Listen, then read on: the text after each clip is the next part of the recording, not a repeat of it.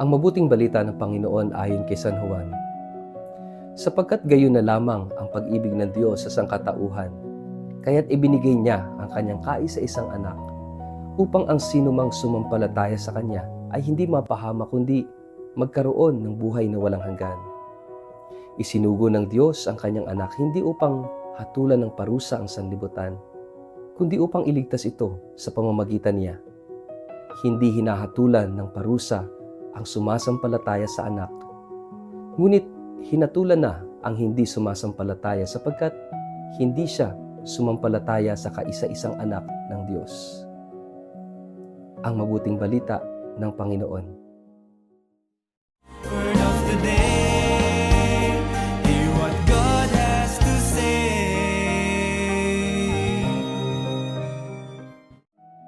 Mapagpalang araw po sa inyong lahat. Kumusta po kayo? Ang ating word of the day ay pag-ibig. Kung may isang bagay na hinahanap ng tao sa buong buhay niya, iyon ay pag-ibig. Mula pagkabata, gusto nating mahalin tayo ng ating mga magulang. Habang lumalaki tayo, gusto nating tanggapin tayo ng ating mga kaibigan. Kapag tayo nasasaktan, hinahanap natin ng taong magmamahal sa atin. Kapag tayo nag-iisa, ang pinakamasakit ay hindi ang kawalan ng pera o tagumpay, kundi ang pakiramdam na wala tayong kasama, walang nagmamahal sa atin. Dahil sa kaibuturan ng ating pagkatao, nilikha tayo para sa pag-ibig. Ngunit kasabay nito, marami ring tao ang nagdududa sa pag-ibig. Dahil nasaktan sila, niloko, iniwan, ipinagpalit. Kaya minsan, ang tanong ng puso ay hindi na may nagmamahal ba sa akin, kundi karapat-dapat pa ba akong mahalin? Dito pumapasok ang napakagandang mensahe ng ating ebanghelyo sa araw na ito, ayon kay San Juan, ngayong linggo ng banal na Santatlo o Holy Trinity Sunday. Marahil ito ang pinakakilalang talata sa buong Biblia. For God so loved the world that He gave His only begotten Son, that whoever believes in Him may not die, but may have eternal life. Very famous, di po ba? Napakaganda at masarap sa ating tenga, sa ating pakiramdam kapag naririnig natin ito. Pansinin natin ang unang salita ng mensahe, pag-ibig. Hindi nagsimula ang kaligtasan sa batas, hindi nagsimula sa takot, hindi nagsimula sa kaparusahan.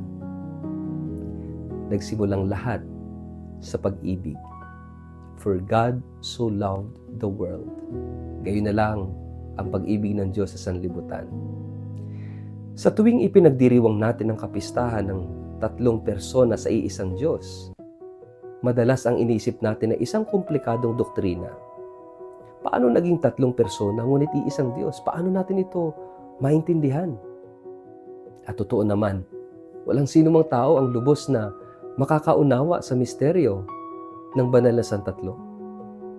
Ngunit marahil, hindi tayo tinawag upang lubusang maintindihan ang Holy Trinity. Tinawag tayo upang maranasan ito. Dahil ang puso ng Santatlo ay hindi mathematics, kundi relationship.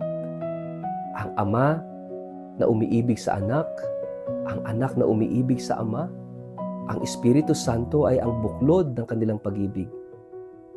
Ang Diyos ay hindi nag-iisa. Ang Diyos ay komunyon ng pag-ibig. At dahil nilikha tayo sa larawan ng Diyos, tayo rin ay nilikhang mabuhay sa pag-ibig. Kaya kapag puro sarili lang ang iniisip natin, hindi tayo nagiging masaya.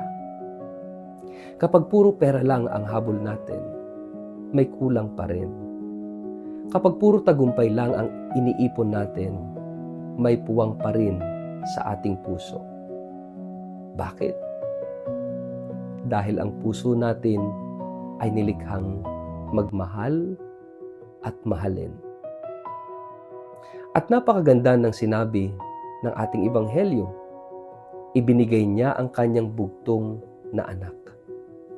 Ibig sabihin, Ang pag-ibig ng Diyos ay hindi salita lamang. Maraming tao ang nagsasabing mahal ka nila, pero umaalis kapag mahirap na. Maraming nangangakong mananatili pero nawawala kapag may problema na. Ngunit ang Diyos ay iba. Hindi niya lamang sinasabi o sinabi na mahal niya tayo, pinatunayan niya ito. Ibinigay niya ang kanyang bugtong na anak. Ang krus ay hindi tanda ng pagkatalo. Ito ang pinakamalaking ebidensya ng pag-ibig ng Diyos. Sa bawat sugat ni Kristo, sinasabi ng Diyos, mahal kita. Sa bawat patak ng dugo, sinasabi niya, hindi kita iiwan.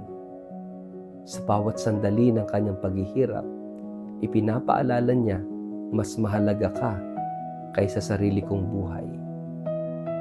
At marahil ito ang mensaheng kailangang marinig ng maraming tao ngayon. May mga taong pakiramdam nila, wala silang halaga. May mga taong iniisip na hindi sila karapat-dapat mahalin. May mga taong dala-dala pa rin ang kanilang mga pagkakamali at kasalanan. Pero ang Ebanghelyo, sa araw na ito, ay malinaw. Hindi ka minahal ng Diyos dahil perpekto ka. Dahil ang totoo, hindi naman talaga. Minahal ka niya habang makasalanan ka pa. Hindi ka niya minahal dahil karapat-dapat ka. Minahal ka na niya dahil ikaw ay kanyang anak.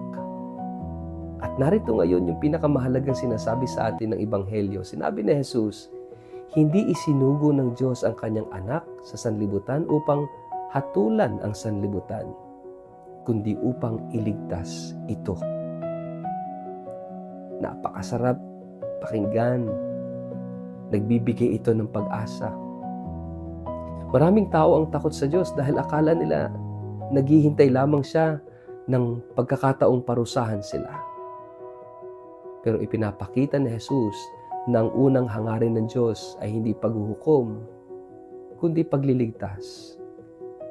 Ang Diyos ay hindi naghahanap ng dahilan upang itakwil ka.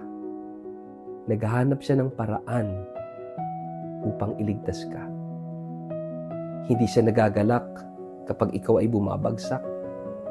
Nagagalak siya kapag ikaw ay bumabangon. Hindi siya lumalapit upang durugin ka. Lumalapit siya upang buuhin ka, upang yakapin ka. At iyan ang puso ng Santatlo, ng iisang Diyos sa tatlong persona. Isang Diyos na umiibig, isang Diyos na nagbibigay, isang Diyos na naghahanap, isang Diyos na nagliligtas. Kaya ang tunay na tanong ngayon ay hindi, mahal ba ako ng Diyos? Nasagot na niya yan.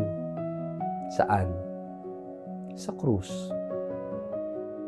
Ang tunay na tanong natin ay, tinatanggap ko ba ang pag-ibig na iyon? Dahil maraming tao ang alam na mahal sila ng Diyos, ngunit hindi nila pinaniniwalaan. Maraming alam ang doktrina, ngunit hindi nararanasan ang pagmamahal ng Diyos. Ang pananampalataya ay hindi lamang kaalaman tungkol sa Diyos. Ito'y pagtanggap sa Kanyang pag-ibig. At kapag natanggap natin ang pag-ibig na yon, hindi natin ito kayang sarilinin. Ang taong tunay na minahal ng Diyos ay natututong magmahal. Ang taong tunay na pinatawad ay natututong magpatawad. Ang taong tunay na tinanggap ay natututong tumanggap.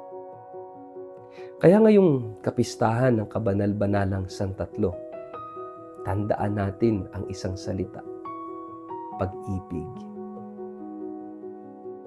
Dahil sa huli, ang pinakamalalim na katotohanan tungkol sa Diyos ay hindi kapangyarihan, hindi karunungan, hindi hustisya, kundi ito.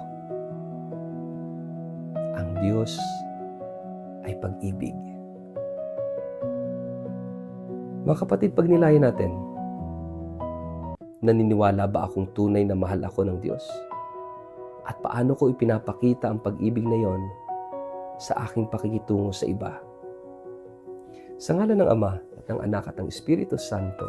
Amen. Ama, Anak at Espiritu Santo, salamat sa iyong walang hanggang pag-ibig. Turuan mo akong maniwala na ako'y mahal mo kahit sa aking kahinaan at kasalanan. Punuin mo ang aking puso ng iyong pag-ibig upang ako rin ay maging daluyan ng pagmamahal, awa at pagpapatawad sa iba. Amen. Pagpalain po kayo at ingatan ng makapangyarihang Diyos, Ama at Anak at Espiritu Santo. Amen.